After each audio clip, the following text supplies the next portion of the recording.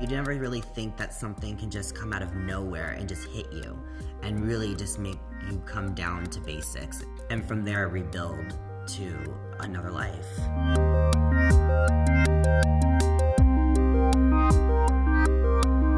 I think after the diagnosis, I was still scared.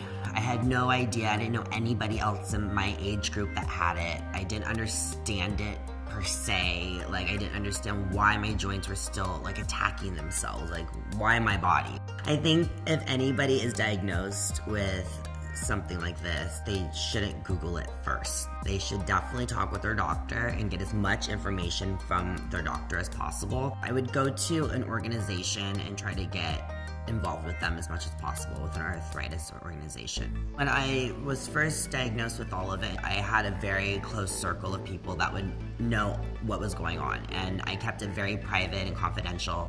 There's little things that I've changed in my life to help further my life as well and try to keep it comfortable. Especially as being now the designer for all the arthritis collections, I just hear so much about like their main thing is putting on their shoes every day. It's just so hard, and I know it. I'm like, I don't want to lace up my shoes. I can barely tie them some days. So having those type of shoes or having slippers, easier pants to put on, and stuff that might not be button down shirts. Maybe they're shirts that, you know, have snaps on them. That can be the biggest challenge of getting to the gym, is getting dressed. For me, it's really a task, and for others it's a task, and it's such a task that you double think of even going to the gym some mornings. No, it is worth it. It is worth it. You have to keep your body moving. You can't get, stiff.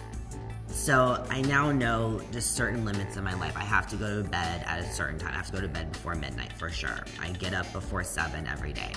I make sure I try to get in a good workout. I try to drink as much water as possible. I don't drink caffeine. I really look at what I eat. Right now, it's going to be very difficult. I'm not going to sugarcoat it for you. It's going to be a difficult time. Your whole life is going to be changing. But at that time, you're going to be learning a lot about yourself. And I think with a great support group and with a great, outlook and positivity that this disease is not going to take over my life. There's just so many things that you can do to make your life easier. And I think that's the main thing in this, is just trying to live your normal life.